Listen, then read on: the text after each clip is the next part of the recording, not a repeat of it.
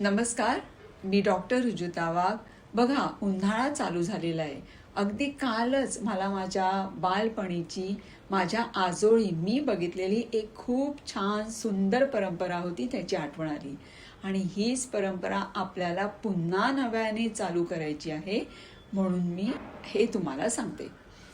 माझी आजी कोणीही बाहेरून घरात आलं की त्याला आधी गूळ खायला द्यायची आणि मग पाणी प्यायला द्यायची.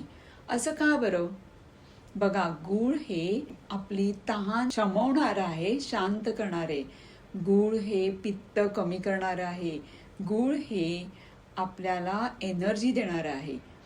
ह्यामुळे काय होतं की जेव्हा आपण गूळ खाऊन पाणी पितो तेव्हा साहजिकच पाणी कमी प्यायलं जातं.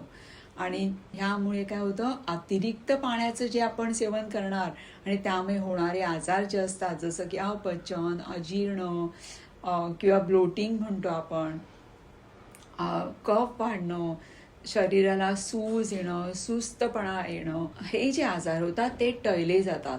म्हणून अगदी आजपासूनच ही जुनी परंपरा पुन्हा नव्याने आपण चालू करूया.